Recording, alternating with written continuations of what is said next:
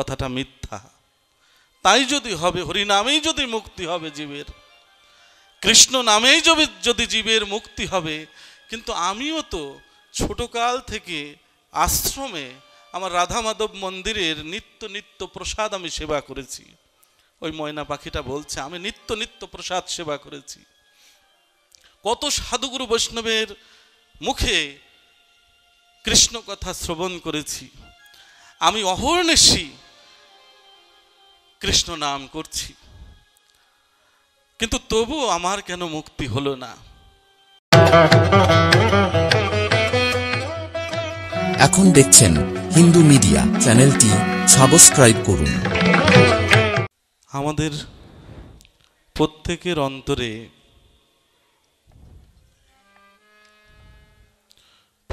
অন্তরে তৃষ্ণা আছে। কারোর টাকা পয়সার তৃষ্ণা, কারোর বাড়ি গাড়ির তৃষ্ণা, কারোর সুন্দরী স্ত্রীর তৃষ্ণা, আর ভক্তদের তৃষ্ণা হচ্ছে কি করে আমি গোবিন্দের চরণ লাভ করব। এই তৃষিত মরু ছাড়িয়া যাইব তোমারই রসাল নন্দনে। মরুভূমিতে যেমন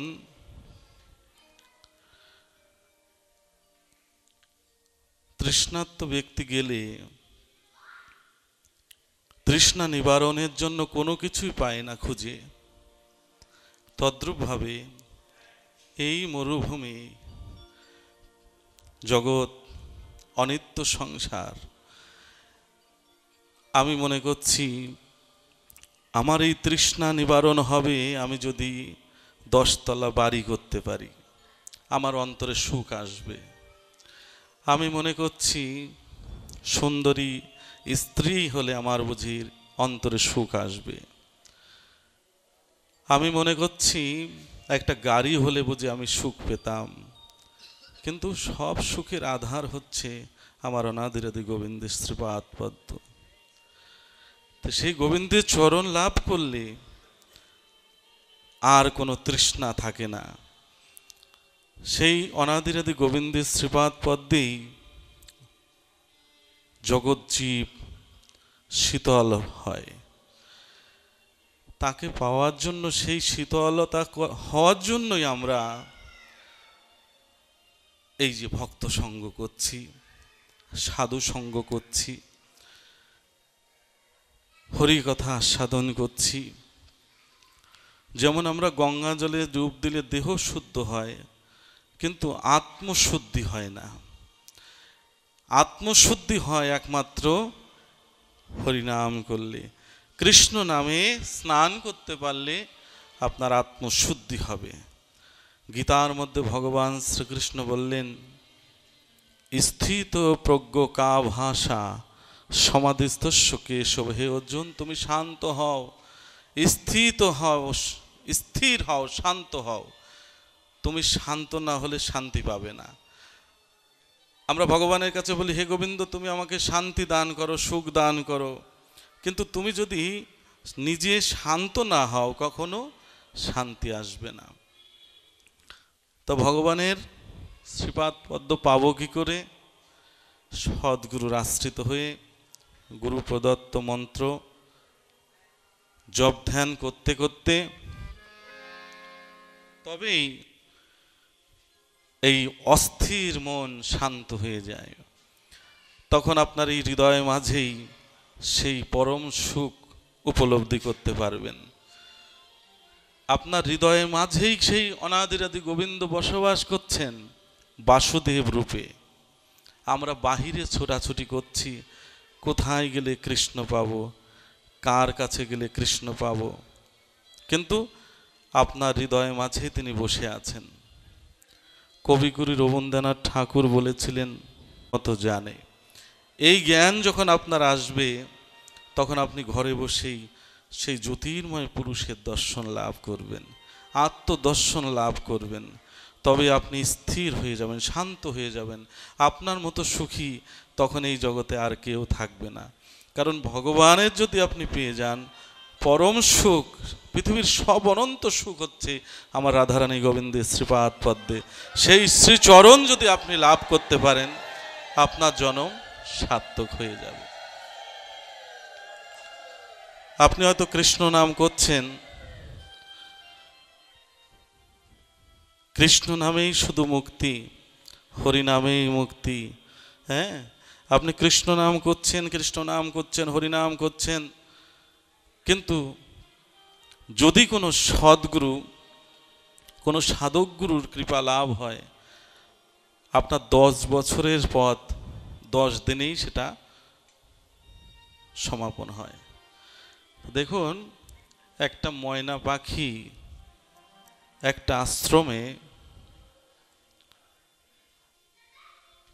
বাসার মধ্যে বাচ্চা হয়েছে, সেই বাছার খাঁচার মধ্যেতে।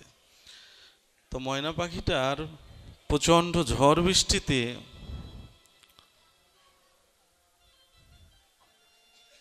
ওই খাঁচা ভেঙে একটা পাখির বাচ্চাটা নিচে পড়ে গেছে। তো সেই আশ্রমের মধ্যে কিছু সাধুগুরু বৈষ্ণব ভজন সাধনে সদা সর্বদাই রত থাকেন।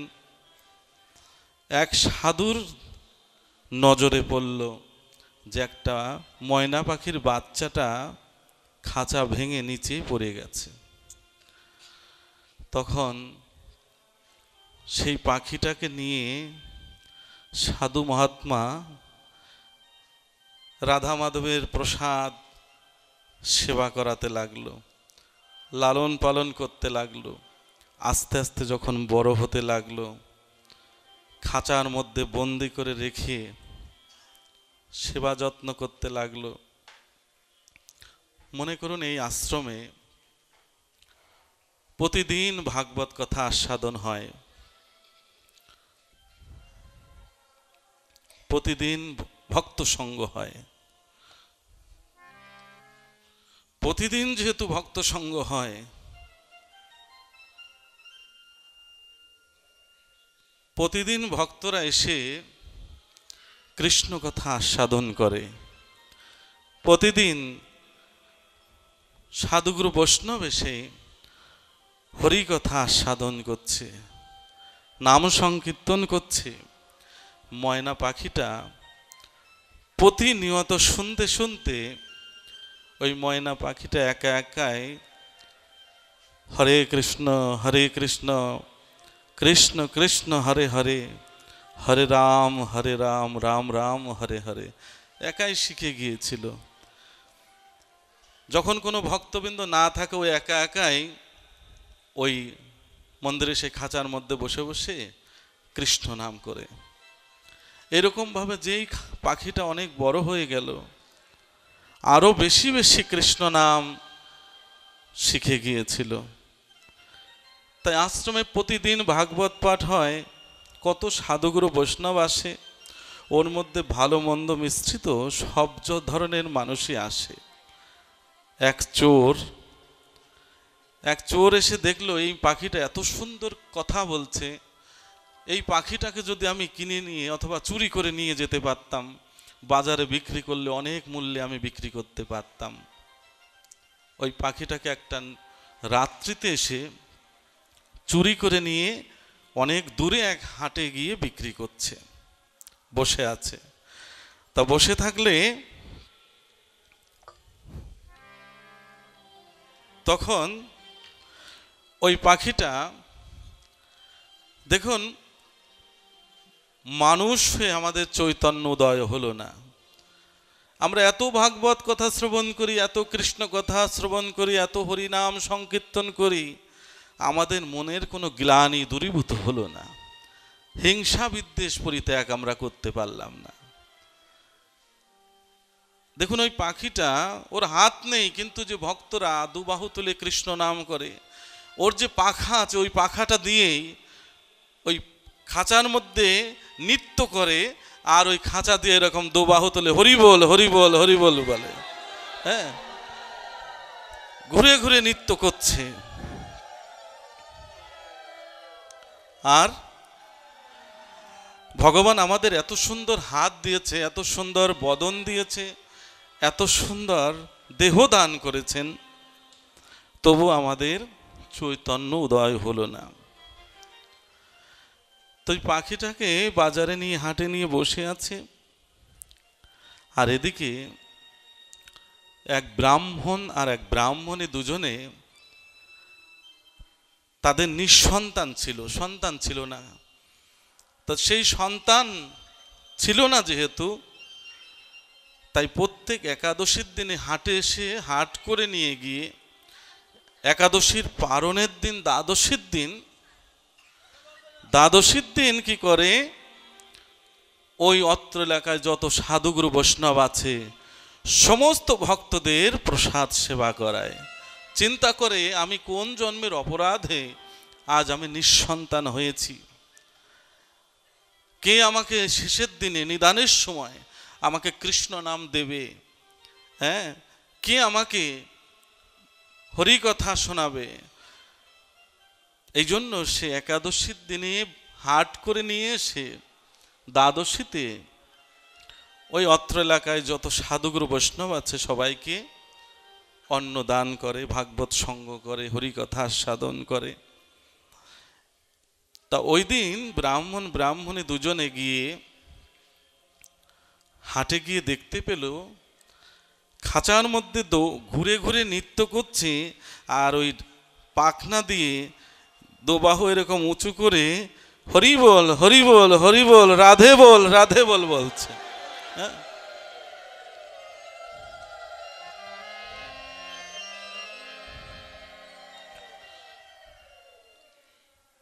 এদিকে ব্রাহ্মণ ব্রাহ্মণী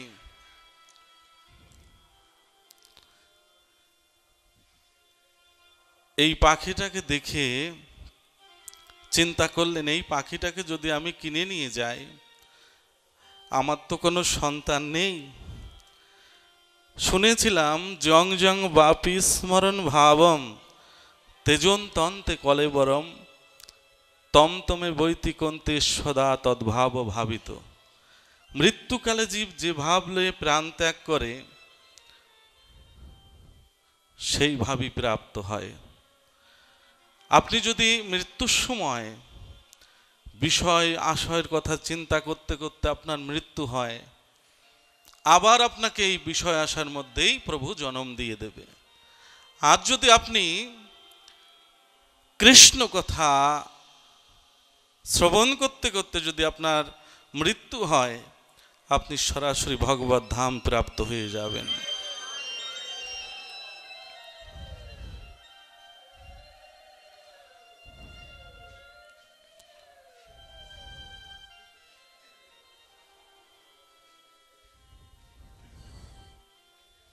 দেখুন, রাধারমন দাস বাবাজির কথা শুনেছেন আপনারা? নবদ্বীপে প্রতিদিন দামোদর মাসে, নিয়ম সেবার মাসে বিকেল হলে প্রতিদিন ভাগবত আস্বাদন করত। কত ভক্তবৃন্দ এসে ভাগবত কথা শ্রবণ করত। একটা কুকুর প্রতিদিন এসে ওই পিছনে বসে বসে হরি কথা শ্রবণ করে কেঁদে কেঁদে ওই ভক্তদের চরণ ধুলায় গড়া দিত। তো দেখেন, একটা মাস ধরে, এক মাস ব্যাপী ভাগবত হচ্ছে। সবাই তো এক মাস ব্যাপী আসতে পারে না, কাজে কর্মের মানুষ আমরা, হ্যাঁ, সংসারী মানুষ। হয়তো 2-4 দিন বন্ধ হয়ে যেতে পারে, কিন্তু হয়তো বাদ দিয়ে হয়তো তারা এসেছেন। কিন্তু ওই কুকুরটা প্রতিদিন এসে হরিকথা কৃষ্ণ কথা শ্রবণ করেছে। দেখুন, কেন আমরা হরিকথা শ্রবণ করব, কেন আমরা ভগবানের কথা শ্রবণ করব? কারণ ভগবানের এই পৃথিবীতে জন্ম নেওয়ার আগে বলেছিলাম, প্রভু আমাকে মনুষ্য দেহ লাভ দাও, মনুষ্য জন্ম দাও, আমি তোমায় ভজন করব। কিন্তু সেই প্রতিশ্রুতির কথা আমরা কিন্তু ভুলে গেছি। আমরা এসে ভগবানকে ভুলে গিয়ে সংসার মায়া মোহে জড়িয়ে পড়েছি। এই জন্য আমরা মাঝে মধ্যে ভগবান আমাদেরকে দুঃখ দান করেন। কারো স্বজন বিয়োগ হয়, কারো সন্তান বিয়োগ হয়, বিভিন্ন ব্যথায় ব্যথিত হয় যখন, তখন ভগবানের কথা আমাদের প্রত্যেকের মনে পড়ে। শাস্ত্রে বলছে, কৃষ্ণ ভুলিয়া জীব অনাদি বইর মুখ, অতএব মায়া তারে দেয় সংসার দুঃখ। আমরা কৃষ্ণকে ভুলে আছি বলে আমাদের এত দুঃখ, এত কষ্ট। যে দেহ মন প্রাণ গোবিন্দের চরণে অর্পণ করার কথা ছিল, আমরা কি করছি বলুন? হ্যাঁ, আমরা তা করতে পারছি না। এই জন্য ভগবান কি করছে? দুঃখ দান করছে। দুঃখ পেলে আমরা তখন ভগবানের কথা স্মরণ করতে পারছি। তা যাই হোক, সেই রাধারমণ দাস বাবাজি 29 দিন লক্ষ্য করলেন যে একটা কুকুর এসে, একজন ভক্ত এসে প্রতিদিন এই ভাগবত কথা শ্রবণ করতে আসে। 29 দিনের মাথায় সমস্ত ভক্তদের বলল, দেখো ভক্তগণ, আগামীকাল ওই ভক্তকে আমার পাশে একটা আসন করে দিও। কারণ যার মুখে কৃষ্ণ নামের বুলি হয়, যে হা কৃষ্ণ বলে কাঁদতে পারে, সে কি আর পশু থাকে গো বলো? যার বদনে হরিনামের ধ্বনি হয়, যার মুখে সদা সর্বদাই কৃষ্ণ নাম হয়, যার নয়নে কৃষ্ণ বাড়ি বর্ষণ হয়, সে তো আর পশু হতে পারে না। হে ভক্তগণ, তোমরা কালকে ভাগবত বিশ্রাম দেব, তাই এই আমার পাশে একটু আসন করে দিও ভক্তের জন্য। আর ওই কুকুরটাকে ডেকে নিয়ে আদর করে বললেন, ও ভক্ত, কালকে একটু স্নান করে এসো। ঠিক বিকেল 4টের সময় সবার আগে এসে ওই নবদ্বীপের গঙ্গার থেকে স্নান করে ওই কুকুরটা এসে ওই মন্দির দিয়ে ঘোরাঘুরি করছে। এদিকে রাধারমণ দাস বাবা কি করলেন? ওই ভক্তকে একটা মালা পরিয়ে দিলেন নিজ হাতে, এবং ভাগবত পাশে বসার আসনের পাশে ওই ভক্তকে বসিয়ে দিলেন। সবাই যখন দুবাহু তুলে ভক্তগণ হরিনাম করছে, হরিনাম করছে, উলুধ্বনি করছে, হ্যাঁ, কৃষ্ণ নাম করছে, এই ভাগবত কথা আস্বাদন হচ্ছে। এই ভাগবত কথা আস্বাদন হলে ঠিক ওই মুহূর্তে ওই কুকুরটা দেহত্যাগ করছে। তখন রাধারমণ দাস বাবা কি করেছে জানেন? ওই ভক্তকে জড়িয়ে ধরে কাঁদছে আর বলছে, হে ভক্ত, আমাকে আশীর্বাদ করে যা। তুই তো চলে যাচ্ছিস ভক্তদের মাঝে, হরিনাম নিয়ে চলে যাচ্ছিস, আমাকে আশীর্বাদ করে যা, আমিও যেন কৃষ্ণ নাম শ্রবণ করতে করতে ভগবত ধামে যেতে পারি, আমিও যেন ভগবত কথা শ্রবণ করতে করতে আমি গোবিন্দের রাঙা চরণে যেন পৌঁছাতে পারি, আশীর্বাদ করে যা। এই জন্য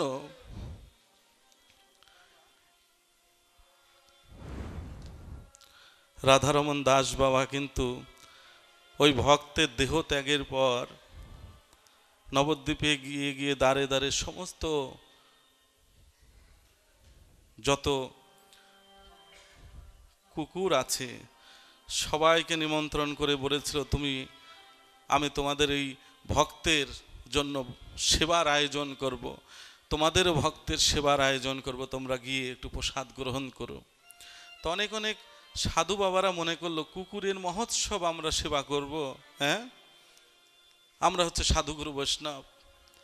কিন্তু রাধারমণ দাস বাবা এতই সিদ্ধ পুরুষ ছিলেন, মহাবৈষ্ণব তিনি। দলে দলে কুকুর সবাই এসে সারিবদ্ধ হয়ে লাইন দিয়ে বসে আসর অলঙ্কৃত করে বসলেন, এবং রাধারমণ দাস বাবা প্রত্যেকের গলায় একটা একটা করে মালা পরিয়ে দিলেন এবং প্রত্যেককে প্রসাদ নিবেদন করলেন। আমার গৌরহরির নিবেদিত প্রসাদ সব ভক্তদের নিবেদন করলেন।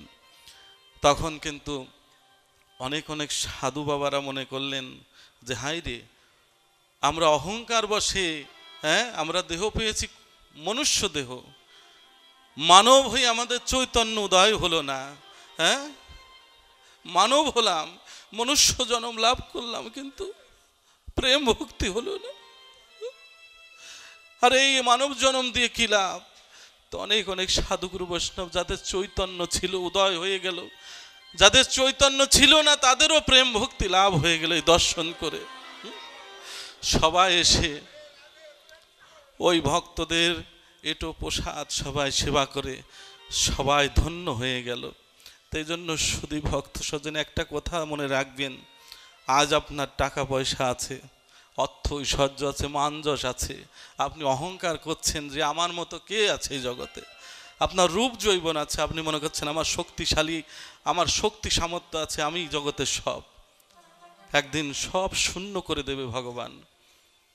আপনি একা এসেছেন পৃথিবীতে, একাই আপনাকে যেতে হবে। দেখেন আপনার স্ত্রী আছে, পুত্র আছে, কন্যা আছে, সন্তানাদি আছে, কিন্তু দেখেন আপনি যেদিন পৃথিবীতে এসেছেন কি নিয়ে এসেছেন? শূন্য হাতে এসেছেন। দুদিনের খেলা ঘরে কেউ পিতা, কেউ পুত্র, কেউ দাদু, কেউ ঠাকুমা, এই অভিনয়ের মঞ্চ। আপনার পুত্র হয়েছে, কন্যা হয়েছে, তাদের বিবাহ দিয়ে দিয়েছেন। কন্যার বিবাহ দিলে কন্যা বাপের বাড়ি, শ্বশুর বাড়ি চলে যাচ্ছে, পর হয়ে গেল। পুত্রকে বিবাহ দিচ্ছেন, পুত্র তার স্ত্রী নিয়ে আলাদা হয়ে গেল। আপনি যাকে বিবাহ করে এনেছেন সেও বৃদ্ধকালে সেও চলে গেল। আপনি যে একা এসেছেন একাই আবার চলে যেতে হবে, কিন্তু আপনার এই কর্মফল সঙ্গে সাথী হবে। তাই সমস্ত অহংকার শূন্য হয়ে করো কৃষ্ণ নাম। অহংকার থাকলে আপনি বড় বৈষ্ণব, আমি বড় কৃষ্ণ ভক্ত, আমি বড় ভাগবত, এইসব অহংকার থাকলে কোনোদিনও গোবিন্দের কৃপা লাভ হয় না। কবিগুরু রবীন্দ্রনাথ ঠাকুর বলেছিলেন, আমার মাথা নত করে দাও হে তোমার চরণ ধুলার তলে, সকল অহংকার ডুবাও হে নাথ চোখের জলে। অহংকার শূন্য হলে কৃষ্ণ নাম করতে হবে, তবেই গোবিন্দের কৃপা লাভ সম্ভব। দেখুন, যে আম গাছে আম ধরে দেখবেন নিচু হয়ে থাকে, আর যে গাছে কোনো ফল ধরে না সে উঁচু হয়ে থাকে। তাই আপনাদের মধ্যে, আমাদের মধ্যে যার প্রেম ভক্তি হয়েছে তা সে সদা সর্বদাই নিচু হয়েই থাকেন। দীনতা, আর যার ফল ধরেনি প্রেম ভক্তির ফল, সে অহংকারের অন্ধকারে পড়ে আছে। একটা কথা মনে রাখবেন, এসেছেন পৃথিবীতে ভগবান কৃপা করে, এই মনুষ্য জন্ম দিয়েছেন, একদিন চলে যেতেই হবে। করণীয় কি? পরীক্ষিত রাজার জিজ্ঞাসা ছিল, যেহেতু আমার সপ্ত দিবসে মৃত্যু হবে, আমার করণীয় কি? তখন অনেক সাধুগুরু বৈষ্ণবরা বলেছিলেন, শোনো, মৃত্যু অনিবার্য তুমি জেনে তুমি সদা সর্বদাই কৃষ্ণ সঙ্গ করো, সাধু সঙ্গে চরণ ধুলি অঙ্গে মাখতে থাকো, ভক্ত সঙ্গ করো, দেখবে তোমার এই জন্মটা সার্থক হয়ে যাবে। কিন্তু আমরাও জানি আমাদের সপ্ত দিবসে মৃত্যু হবে। সপ্ত দিবসটা কি? শনি, রবি, সোম, মঙ্গল, বুধ, বৃহস্পতি, শুক্র। এই সপ্ত দিবসের যে কোনো একটা দিন আমাদেরও মৃত্যু হয়ে যাবে। আমরাও জানি যে আমাদের মৃত্যু হবে, কিন্তু অহংকারে অন্ধ হয়ে পড়ে রইলাম। তো দেখুন, সেই ময়না পাখিটাকে বাজার থেকে সে ব্রাহ্মণী দুজনে কিনে নিয়ে গিয়ে সকাল সন্ধ্যায় সদা সর্বদাই ওই ময়না পাখিটা মধুমাখা কৃষ্ণ নাম করে। প্রভাতে ঘুম থেকে উঠেই হরে কৃষ্ণ কৃষ্ণ কৃষ্ণ হরে হরে, হরে রাম হরে রাম, রাম রাম হরে হরে। কি প্রেমের কথা দেখো, আমার গৌর সুন্দর মহাপ্রভু তিনি কি প্রেম দিয়ে গিয়েছেন এই জগৎ জীবের। কি নাম,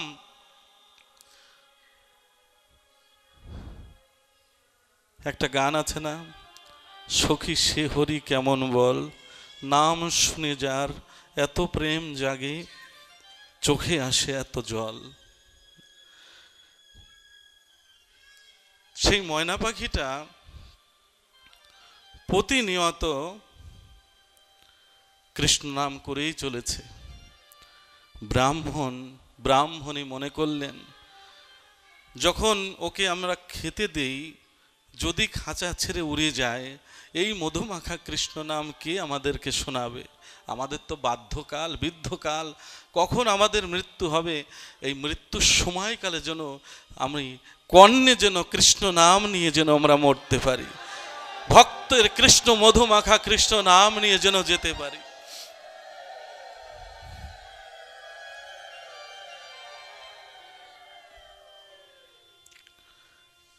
কি করলো? ওই ময়না পাখির খাঁচাবন্দি অবস্থাতেও একটা পায়ে শিকল দিয়ে দিল, যদি উড়ে যায়। হ্যাঁ, এরকমভাবে বেশ কিছুদিন চলতে লাগলো। একদিন মহা দ্বাদশীর দিনে অনেক অনেক সাধুগুরু বৈষ্ণবের সেবার আয়োজন হয়েছে। সাধুগুরু বৈষ্ণবরা যখন বাড়িতে আসেন,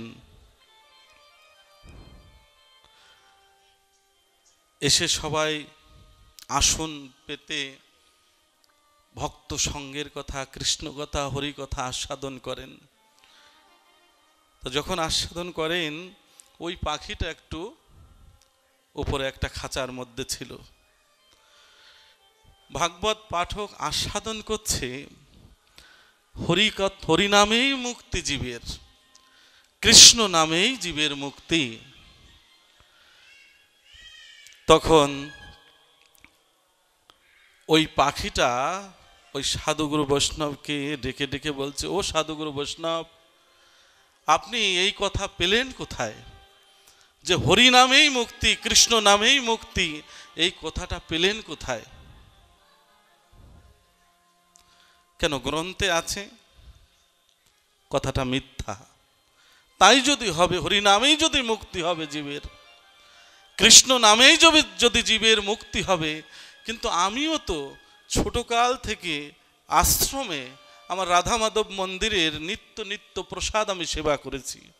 ওই ময়না পাখিটা বলছে, আমি নিত্য নিত্য প্রসাদ সেবা করেছি, কত সাধুগুরু বৈষ্ণবের মুখে কৃষ্ণ কথা শ্রবণ করেছি, আমি অহর্নিশি কৃষ্ণ নাম করছি, কিন্তু তবু আমার কেন মুক্তি হলো না? তখন ওই ভাগবত পাঠক বৈষ্ণব তিনি বললেন, দেখো আমি বিষয়টা দেখছি। ওই ব্রাহ্মণে কি করলেন,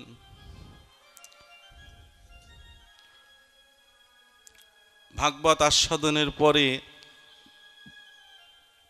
সারি সারি হয়ে বসে কত সাধুগুরু বৈষ্ণবের প্রসাদের আয়োজন করেছে, প্রসাদ দিয়েছে। প্রসাদ সামনে দেওয়ার পরে ওই ভক্ত, ওই বৈষ্ণব তিনি ব্রাহ্মণকে ডেকে বললেন, দেখো আমরা প্রসাদ সেবা করতে পারি, আমাদের একটা শর্ত আছে, না হলে আমরা কেউ আজকে তোমার বাড়িতে অন্ন গ্রহণ করব না। কি শর্ত? এই পাখিটাকে খাঁচাবন্দি থেকে মুক্ত করে দিতে হবে, তবেই আমরা প্রসাদ গ্রহণ করব। এখন ব্রাহ্মণী দেখলেন সাধুগুরু বৈষ্ণবের চরণে কি অপরাধ করে বসবো, ঠিক আছে, খাঁচা মুক্ত করে দিল। মুক্ত হওয়ার পরে সেই ময়না পাখিটা উড়িয়ে গিয়ে ওই যে যত সাধুগুরু বৈষ্ণব প্রসাদ সেবা করছেন, ওই প্রসাদ একটু একটু করে করে নিচে যেগুলো পড়ে আছে থালার সেবা করছে। আর ওই বৈষ্ণব বলতে লাগলেন, ও পাখি, ও ময়না, তোমাকে তো মুক্ত করে দিয়েছি, তুমি এখনো যাও না কেন? তুমি মুক্ত। তখন ওই ময়না পাখিটা সমস্ত সাধুগুরুকে প্রণাম নিবেদন করে বলছে, শুধু কৃষ্ণ নামে হরি নামেই মুক্তি নয়, মুক্তি হচ্ছে আপনাদের মতো সাধুগুরু বৈষ্ণবের কৃপা হলে। সাধুগুরু বৈষ্ণবের যেদিন কৃপা হবে সেদিন মুক্তি।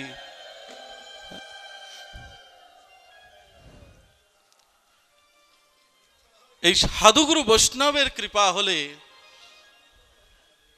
এই ভববন্ধন হতে মুক্ত হয়ে গোবিন্দের শ্রীপাদ পদ্ম লাভ করা সম্ভব। তাই তো শ্রীমতী রাধারানী ললিতা বিশাখাকে বলছে কি, যে জানিস আমি কেন কৃষ্ণ নাম করি? তোরা যে বলিস কৃষ্ণকে, কৃষ্ণ নাম না করলেই তো সংসারে দুঃখ কষ্ট আর থাকে না। আইনের ঘরে আমরা সংসার করছি, জটিলা কুটিলার সংসার করছি, আমরা প্রত্যেকেই আইনের সংসার করছি। শ্রীমতী রাধারানীকে ললিতা বিশাখা বলছে, দেখো তুই কৃষ্ণ নাম করিস বলে এই সংসারে অশান্তি। তোর জটিলা কুটিলা দেখতে পারে না, নীল শাড়ি পরতে মানা, আকাশ পানে চাইতে মানা, যমুনায় জল আনতে মানা। তখন শ্রীমতী রাধারানী বললেন, আমরা কি সাধে আমি কি কৃষ্ণ নাম করি? ওই নাম যে কত মধুময়, কত প্রেমময়। হ্যাঁ, মনে যখন কষ্ট পায়, দুঃখ পায়, সমস্ত ভক্তরা গোপনে গোপনে নীরবে নীরবে হা কৃষ্ণ বলে কাঁদে, তখন তার পরম সুখ আনন্দিত হয়, পরম সুখ অনুভব হয়। তাই শাস্ত্রে বলে কি,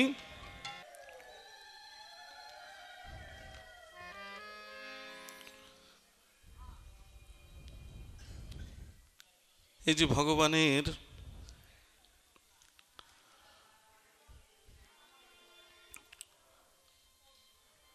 প্রিয় হতে গেলে আপনাকে কি কি করতে হবে? ভগবানের কাছের হতে গেলে যেমন একাদশী ব্রত, হ্যাঁ, নিয়ম সেবার মাস, কাত্যায়নী ব্রত,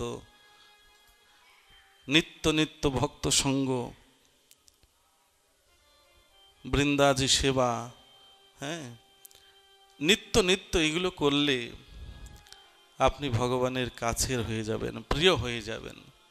যেমন ভগবান শ্রীকৃষ্ণের যে বাঁশি দেখেছেন, বাঁশি,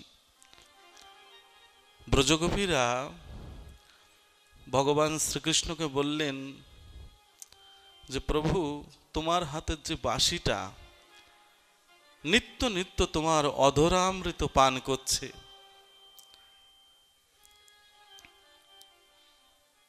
তখন ওই বাঁশিকে ব্রজগোপীরা জিজ্ঞেস করলেন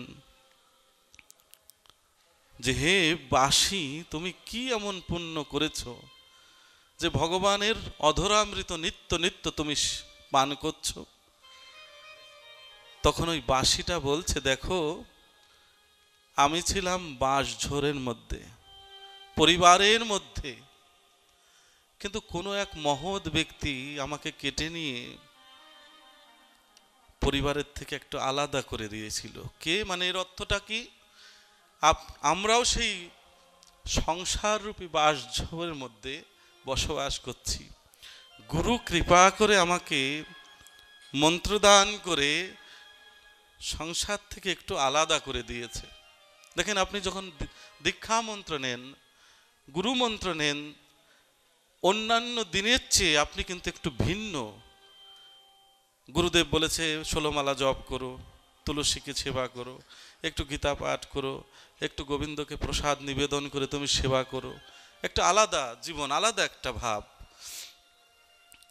আবার কি করলো যে তারপরেও কি সুখ আছে, আমাকে রৌদ্রে শুকাতে দিল। বাঁশি বলছে আমাকে বাঁশঝোপের মধ্যে কেটে নিয়ে রৌদ্রে শুকানোর পরে তারপরেও কি সুখ আছে? লোহার ছিক গরম করে 7টা ছিদ্র করে দিল। তারপরে কি করলো, গরম জল দিয়ে ভালো করে ধুয়ে পরিষ্কার করে দিল। হ্যাঁ, পরিষ্কার করে দিল কি, আমার মধ্যে যত, গুরু কৃপা করে যত ময়লা আবর্জনা, কাম ক্রোধ মোহ লোভ, হ্যাঁ, নোংরা ছিল, ওটা পরিষ্কার করে দিয়েছে। তারপরে সে না আমি অনাদিরাদে গোবিন্দের অধরামৃত পান করতে পারছি।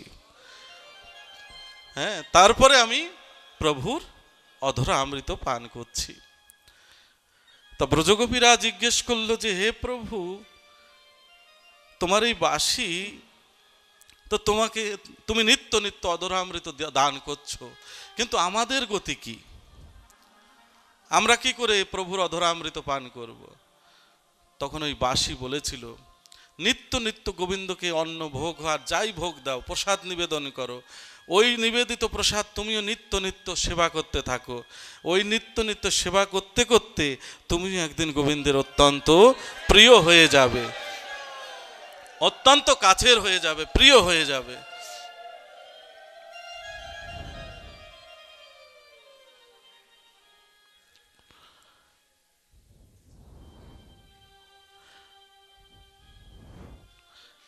এই জন্য ভগবানের প্রিয় হতে গেলে আমাদের কিছু কর্ম রয়েছে। নিত্য নিত্য আমরা যদি এই কর্মগুলো করি, অবশ্যই আমরা ভগবানের অত্যন্ত প্রিয় হয়ে যেতে পারবো, ভগবানের সেবায় লাগতে পারবো। আমরা তো কতই ভাগবত শ্রবণ করি, কত কৃষ্ণ কথা শ্রবণ করি, হ্যাঁ, আমরা কিন্তু সেই ভগবত প্রেম লাভ করতে পারছি না। দেখেন, একজনের 4টে ভাই আছে, 3 ভাই হচ্ছে কি ব্যবসা বাণিজ্য করে, ভালো সংসার চলায়, কিন্তু ছোট ভাইটা হচ্ছে চুরি করে। ছোট ভাইটা চুরি করে। তখন ওই এলাকাতে একজন সদ্গুরু এসেছে। তো সদ্গুরু আসলে দলে দলে সবাই গিয়ে মন্ত্র নিচ্ছে। এখন ওই 3 ভাই ওই ছোট ভাইকে বলছে, দেখো ভাই, আমরা তো 3-4 ভাই, তা আমরা সবাই গুরু দীক্ষিত হয়ে আমরা পুত পবিত্র হয়ে যাব, তা তুই চল গুরুদেবের কাছে একটু মন্ত্র নিতে। তা বলল, ওই চোর ভাইটা বলল, দেখো আমি মন্ত্র নিতে পারি, কিন্তু আমি কিন্তু চুরি করা বন্ধ করতে পারবো না। মন্ত্র নিতে পারি, কিন্তু তোমার গুরুদেব বলবে যে চুরি করা বন্ধ করো, আমি কিন্তু তা পারবো না। ঠিক আছে, আমি গুরুদেবের কাছে আমি বলবো, সব খুলে বলবো। তা গুরুদেবের কাছে গিয়ে গুরুদেবের চরণে প্রণাম নিবেদন করে 3 ভাই বলছে, দেখো গুরুদেব, আমার যে একটা ভাই আছে, ছোট্ট ভাই, সে কোনোদিনও গুরু মন্ত্র নেবে না। হ্যাঁ, বলেছে আমি চুরি করি, আমার চুরি করা যদি বন্ধ হয় আমি এই জন্য মন্ত্র নিয়া নেব না। এখন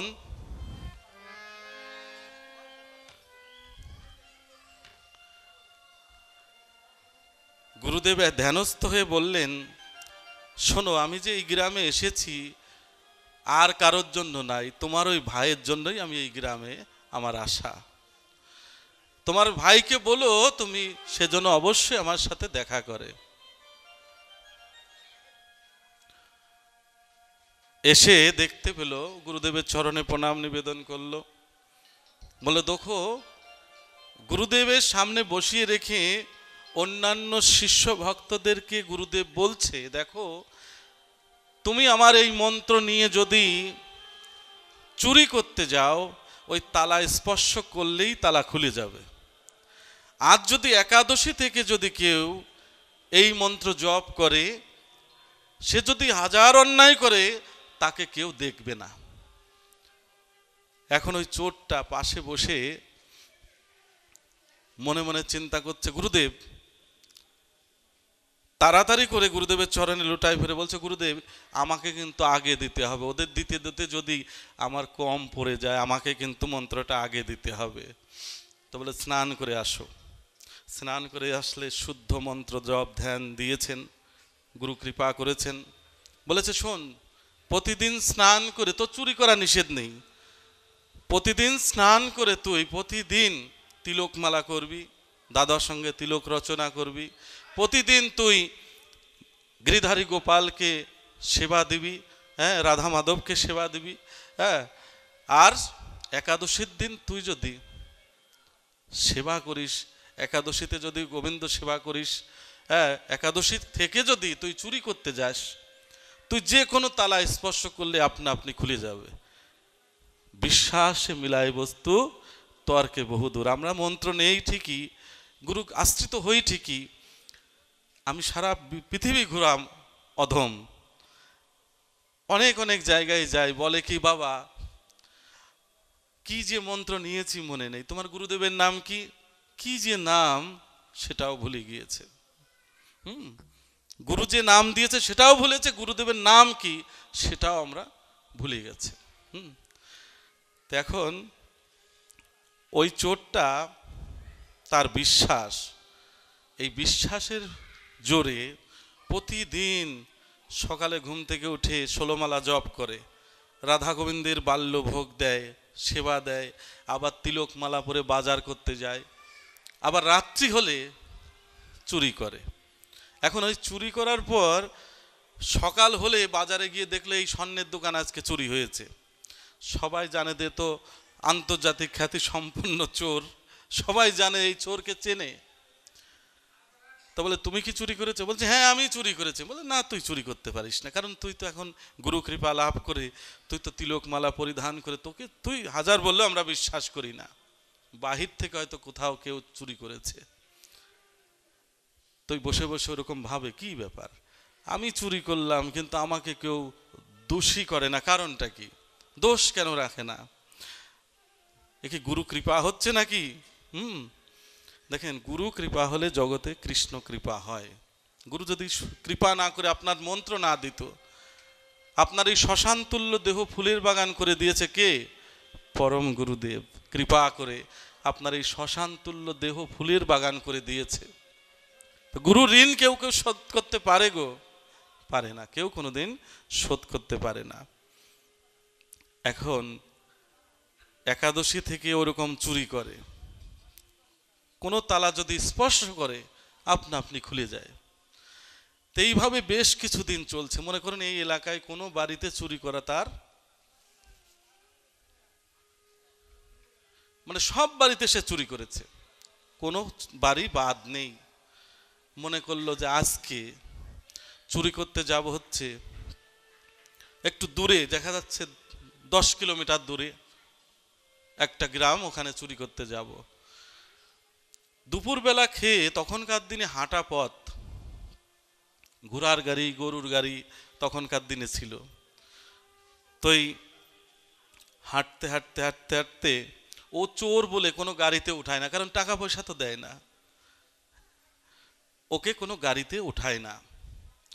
হেঁটে হেঁটে হেঁটে হেঁটে যেতে যেতে যে বাড়িতে চুরি করবে সেই বাড়িতে পৌঁছাতে রাত্রি 3টে বেজে গেছে, এত দূরের রাস্তা। দেখুন, আগেকার দিনে মানুষের মাটির ঘর ছিল, আপনারা নিশ্চয়ই জানেন, মাটির ঘর ছিল না, মাটির দেওয়াল, মাটির ঘর, হ্যাঁ।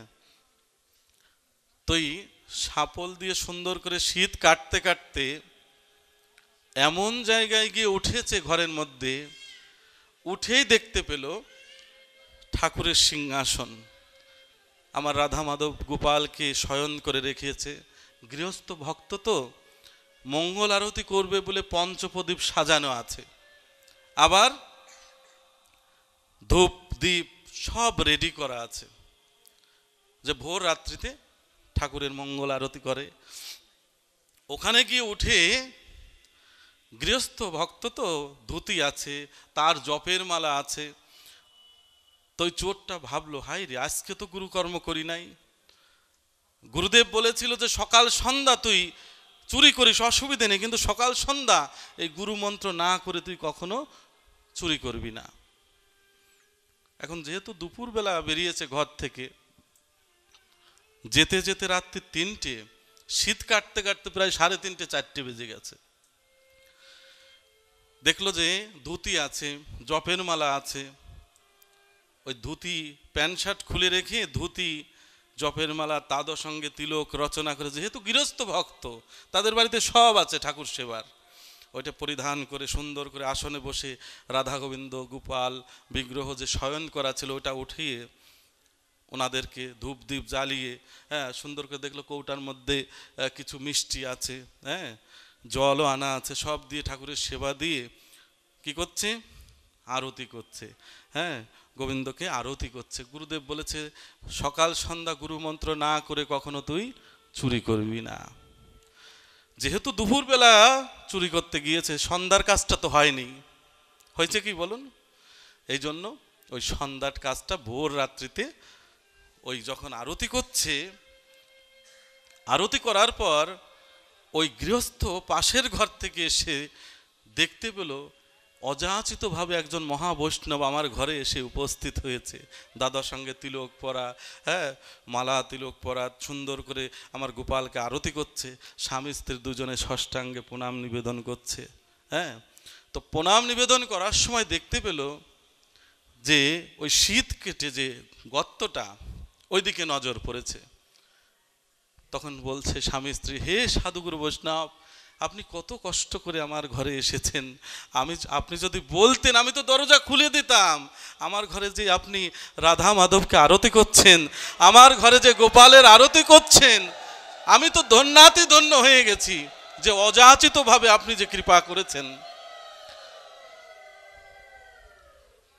এই সারা শব্দ পেয়ে আরতি বন্ধ করে ওই জপের মালা নিয়ে জপ করেছিল। গুরুদেব বলেছে যদি বেশি বিপদে পড়িস মালা ছাড়বি না, হ্যাঁ, জপ তুই ছাড়বি না কখনো, যদি বেশি বিপদে পড়িস। ওই গৃহস্থর মালাটা ছিল ভাগবতের পাশে, তাড়াতাড়ি নিয়ে ওই বসে বসে হে গুরুদেব তুমি রক্ষা করো, হে কৃষ্ণ তুমি রক্ষা করো, হে রাধারানী তুমি আমাকে কৃপা করো, হ্যাঁ, এইরকম জপ করছে। কি করতে আসলাম, কি হয়ে গেল, হ্যাঁ। এখন এই উলুধ্বনি হরিধ্বনি শুনে পাশের বাড়ির ভক্তরা মনে করলে এত ভোর রাত্রিতে এই বাড়িতে কি হচ্ছে, গিয়ে একটু দেখে আসি। দলে দলে এসে তারাও এসে সাধুগুরু বৈষ্ণবকে দেখে উলুধ্বনি হরিধ্বনি করতে লাগলো সবাই মিলে।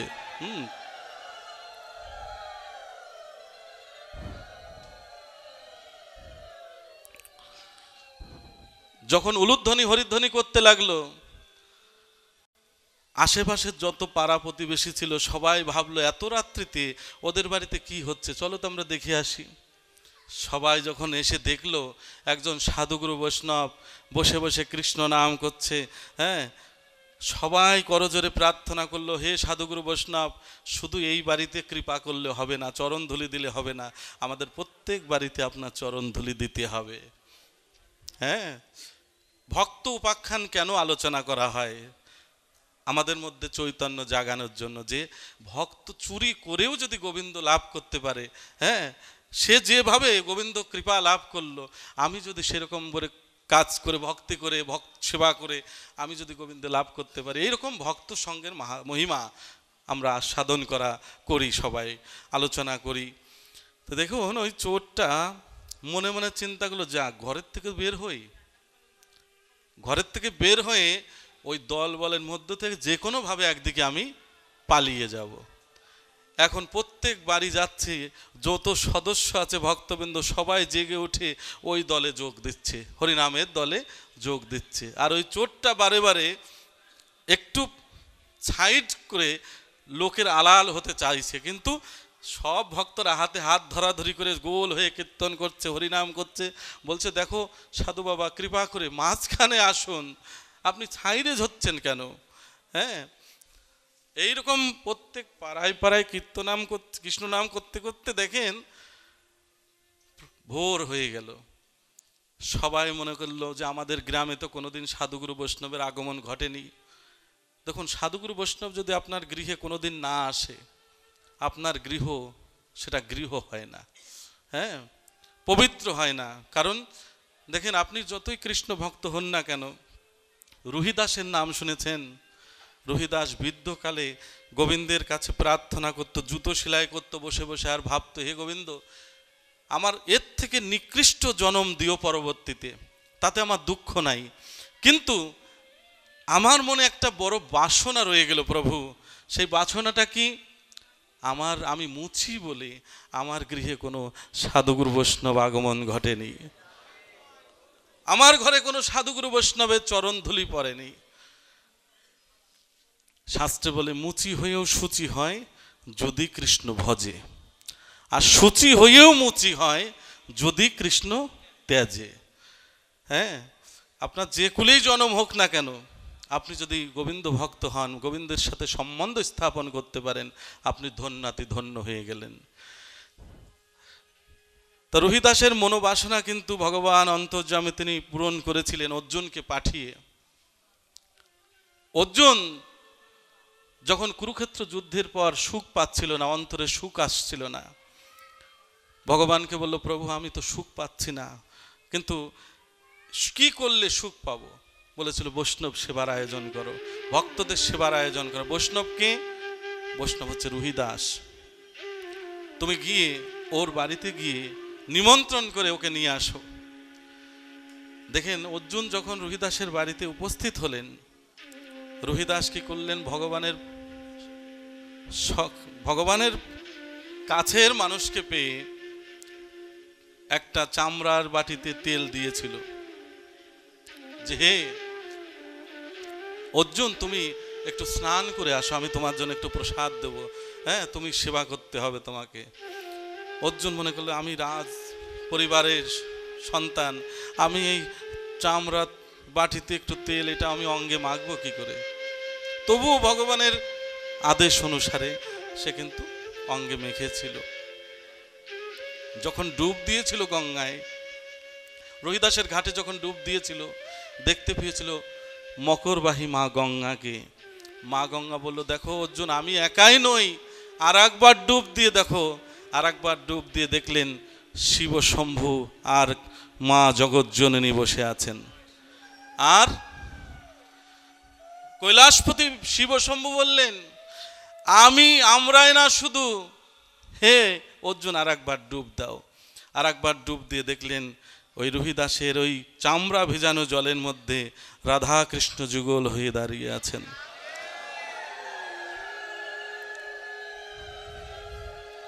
তো যাই হোক,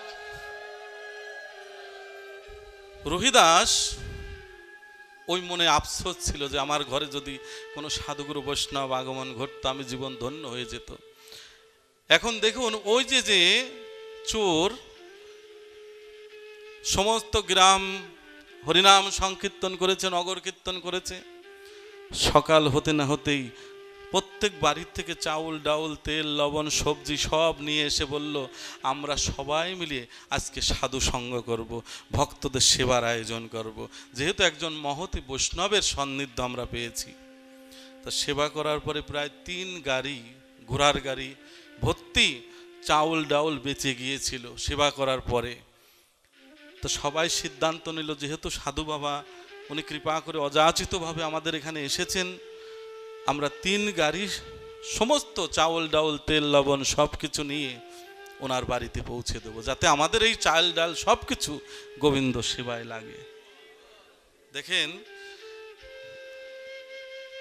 12 আনা পথ এগিয়ে গিয়ে ভক্তরা কিন্তু ওই চাউল ডাউল তেল লবণ 3 গাড়ি সব কিছু নিয়ে যাচ্ছিল সেই চোরের বাড়িতে। চোর ভাবলো, আমি যে চোর, এরা যদি জানতে পারে, তাহলে আমাদের গ্রামে গিয়ে যদি জানতে পারে যে আমি চোর, তাহলে কিন্তু আমার এইগুলো তো নেবেই নেবে, আরও আমার কপালে কষ্ট আছে, তাই তো।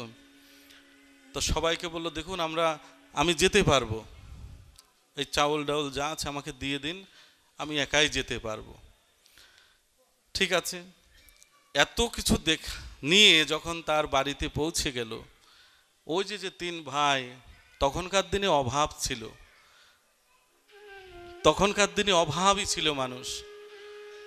3 ভাইয়ের মনে ওই সব সম্পদগুলো দেখে, চাউল ডাউল তেল লবণ সবজি, হ্যাঁ, টাকা পয়সা দেখে লোভ হয়ে গেল, যে কোথার থেকে ডাকাতি করে নিয়ে এসেছে, হ্যাঁ, কোথার থেকে চুরি করে এনেছে। ওকে ভাগ দেওয়া যাবে না, 3 গাড়ি যেহেতু, আমরা তো 4 ভাই, ওর কোনো কিছু দেওয়া যাবে না, কারণ ও আবার কয়দিন পরে চুরি করতে গেলে এর থেকে আরও বেশি কিছু আনতে পারবে।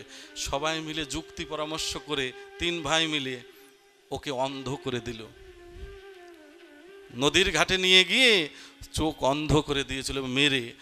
আর নদীতে যে নৌকাটা ছিল, অনেক অনেক পার ঘাটে নৌকা থাকে না বাঁধা, ওর মধ্যে ওই ছোট ভাইকে রেখে নৌকাটা ছেড়ে দিয়েছিল।